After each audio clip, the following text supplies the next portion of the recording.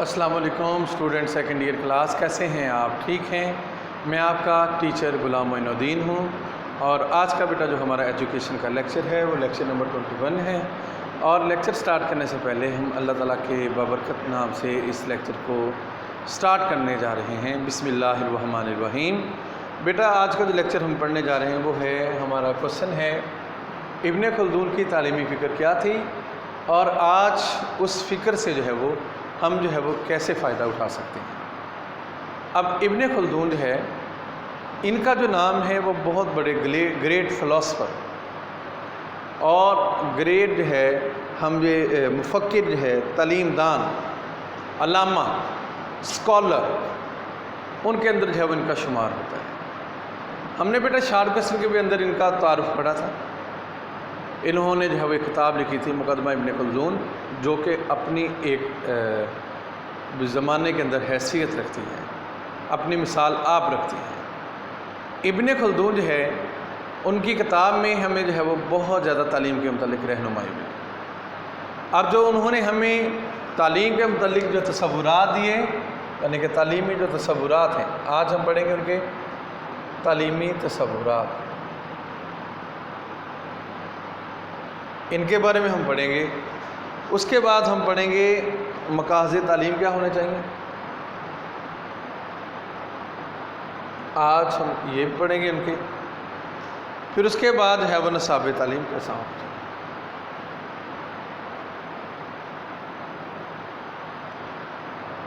Student ایک مزے کی میں بات بتاتا چلوں آپ کو کہ جو ان کے جو تعلیمی تصورات ہیں ابن خلدون کے تعلیم کے متعلق، وہ آج بھی مغرب کے اندر جو ہے وہ بہت عزت کی نگاہ سے ان کو دیکھا جاتا ہے۔ آج بھی جو مغرب کے تصورات ہیں، کوئی ایسا تصور نہیں ہے جو ہمارے مسلم فلاسفر، مسلم مفکر، مسلم اسکالرز کے سامنے جو ہے وہ ایک جو ہے وہ مقابلہ کر سکے۔ آپ جو کیا کہتے ہیں، اب تعلیمی تصور کیا ہے؟ اب آپ نے کہا کہ جو تعلیم ہے یہ ایک انسان کی قدرتی ضرورت ہے، انسان کو تعلیم حاصل کرنی پڑتی ہے، علم حاصل کرنا پڑتا ہے، کیونکہ وہ اس کی طبعی قدرتی ضرورت ہے۔ اس کے بغیر نہ تو وہ حفاظت خوراک کر سکتے ہیں، نہ اس کو اپنی خوراک کے متعلق پتہ لگ سکتا ہے، نہ اس کو اپنے لباس کے متعلق پتہ لگ سکتا ہے، نہ اس کو اپنے اٹھنے اور بیٹھنے کے متعلق پتہ لگ سکتا ہے، اور نہ اسے اپنے معاشرے کے متعلق پتہ لگ سکتا ہے، یعنی کہ میں نے کس سوسائٹی کے اندر بیٹھنا ہے، اور نہ ہی وہ اچھی طرح سوچ سکتا ہے۔ تو لہٰذا جو تعلیم ہے وہ انسان کی بنیادی ضرورت ہے۔ اب جو انہوں نے ہمیں نظریہ دیا، اب دیکھیں رہائش ہے، وہ کہتے ہیں انسان رہائش کا جو ہے وہ، یعنی کہ وہ کیسے علم حاصل کرے گا، رہائش کیسے رکھے گا، ٹھیک ہے، اپنے جو ہے وہ خوراک، اپنا لباس، ٹھیک ہے جی، اس کے متعلق وہ جو ہے وہ کیسے جو ہے وہ حفاظت کرے گا۔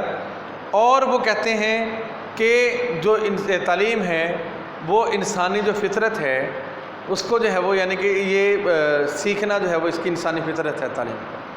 تعلیم کو حاصل کرنا ایک انسان کی فطرت میں ہے، عادت میں ہے، اور آج بھی مغرب کے اندر جو ہے وہ ان کے تصورات کو جو ہے وہ بہت جو ہے وہ عزت کی نگاہ سے دیکھا جاتا ہے۔ اور جو ہے ان جو تعلیم ہے، آپ کہتے ہیں کہ یہ ایک انسانی سرچست ہے، اور اس کو جو ہے وہ انسان سے علیحدہ نہیں کیا جا سکتا۔ اب یہ دیکھیں آپ کا جو ہے وہ یہ تصور تعلیم، یعنی کہ تعلیم کے متعلق جو ہے وہ تصورات ہیں۔ پھر آپ کا جو مقاصد تعلیم کیا ہے، یعنی کہ تعلیم کے جو مقاصد، سب سے پہلے آپ نے کہا کہ جو تعلیم ہے وہ معرفت الہی کا حصول ہے، اللہ تعالیٰ کی ذات کو پہچاننا ہے۔ پھر اس کے بعد تعلیم جو ہے یہ تخلیق، نئی چیزوں کی تخلیق کرنا، تخلیقیت، اور جو ہے وہ ایجادات، ان کو جو ہے وہ کرنے کا ایک نام ہے۔ پھر اس کے بعد جو تعلیم ہے یہ انسان کی ایک طبعی ضرورت ہے۔ تعلیم جو ہے انسان کے اعلیٰ کردار کی نشو و نما کرتی ہے۔ ہمیں اب تاریخ دہرا لیں اسٹوڈنٹ، ہمیں جو ہے ایسے تصورات، ایسے مقاصد تعلیم جو ابن خلدون نے بیان کیے ہیں، ابن سینا نے بیان کیے ہیں، امام غزالی نے بیان کیے ہیں، اور دیگر مصنفین جو ہے مفکرین ہیں مسلم، انہوں نے بیان کیے ہیں، ہمیں تاریخ میں نہیں ملتے۔ یہ ایک ہماری خوش قسمتی ہے کہ مسلم مفکرین نے جو ہمیں مقاصد تعلیم دی ہیں، وہ اگر ہم یورپین جو ہے وہ مقاصد تعلیم پرپز آف ایجوکیشن دیکھ لیں تو ہمیں وہ اس طرح کے نہیں ملیں گے۔ پھر ہم نے کہا کہ جو تعلیم ہے اس کا مقصد یہ بھی حاصل کرنے کا ہے کہ وہ انسان کے اندر غور و فکر کا جذبہ پیدا کرتی ہے، غور و فکر کی صلاحیت پیدا کرتی ہے۔ جو تعلیم ہے انسان کی شخصیت کو نکھارتی ہے۔ جو تعلیم ہے، پھر علامہ ابن خلدون کیا کہتے ہیں، تعلیم جو ہے وہ دنیا اور آخرت میں کامیابی کا جو ہے وہ ایک سبب ہے۔ یعنی کہ انسان اگر دنیا اور آخرت میں کامیابی چاہتا ہے، دیکھیں نا، علم ہوگا اللہ تعالیٰ کی ذات سے ڈرے گا۔ اب وہ علم کا بھی آپ کو بتا دیں گے علم کیا ہوتی ہے چیز۔ اس کے بعد علم ہوگا، آقا علیہ الصلوۃ والسلام کی سنتوں کا پتہ ہوگا، ہم نے کیسے چلنا ہے، جزا سزا کا بھی پتہ ہوگا، خیر شر کا بھی پتہ ہوگا۔ اگر انسان علم حاصل کر کے بھی یہ چیزیں نہیں جانتا، وہ پڑھا لکھا جاہل ہے۔ پھر جو ہے جو علم ہے، تعلیم حاصل کرنے کا مقصد یہ بھی ہوتا ہے کہ یہ تعلیم جو ہے ہمیں عمرانی زندگی کے جو ہے وہ قابل بناتی ہے۔ اس کے بعد نصاب تعلیم، علامہ ابن خلدون کے نزدیک نصاب تعلیم کیا ہونا چاہیے؟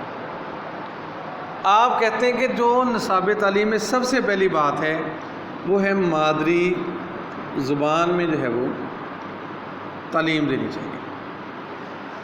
جب بچہ آ جائے اس کو جو ہے وہ اس کی ذہنی استعداد،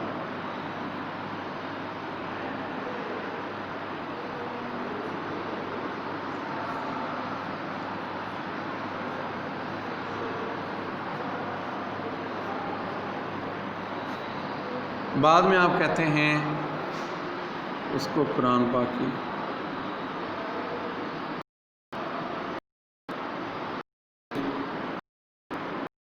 حساب کی تعلیم، اس کے بعد جو ہے یہی ہے، ٹھیک ہے۔ اب جو ہے میں آپ کو اس کی تھوڑی سی ڈیٹیل بتا دیتا ہوں۔ ابن خلدون کیا کہتے ہیں کہ بچے کو اس کی عمر کے حساب سے، بچہ چھوٹا ہے، آسان سے آسان جو ہے وہ طریقے اپنائے جائیں، سمجھائے جائیں، پہچان کروائی جائے کسی چیز کے بارے میں۔ تو لہٰذا بچوں کو ان کے عمر کے تقاضوں کے حساب سے تعلیم دی جائے، برڈن نہ ڈالا جائے۔ اگر چھوٹا بچہ ہے اس کا دماغ یعنی کہ ناپختہ ہوتا ہے، تو لہٰذا اس کے حساب کے مطابق جو ہے وہ تعلیم دینی چاہیے۔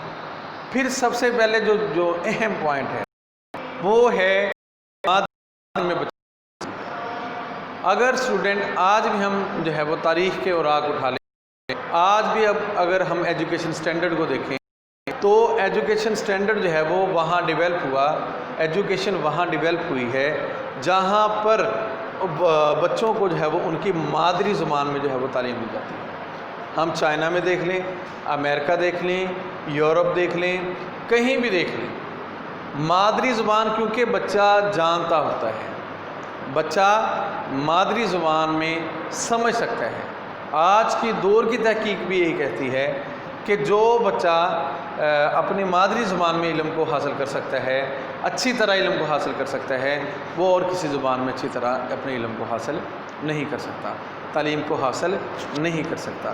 تو لہٰذا مادری زبان تعلیمی عمل میں یہ کامیابی کا باعث بنتی ہے۔ اس کے بعد ابن خلدون کہتے ہیں کہ بچے کو قرآن پاک کی جو ہے وہ تعلیم دی جائے۔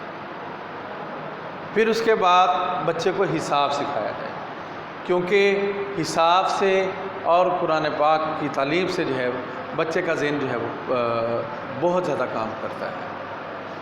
اب دیکھیں ابن خلدون نے ہمیں جو مقاصد تعلیم بتائے، ہمیں جو نصاب تعلیم بتائے، ہمیں جو تعلیمی تصورات بتائے، یہ ہماری زندگی میں مشہور ہے۔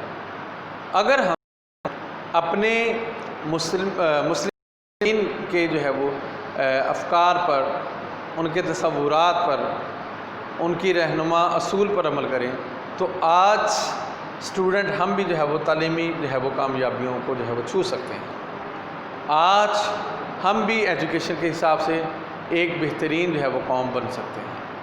تو اس سے چاہیے کہ ہم جو ہے اپنے مسلم جو مفکرین ہیں ان سے جو ہے وہ کچھ سیکھیں، ان کی تعلیمات، ان کے فرمانات پر جو ہے وہ عمل کریں۔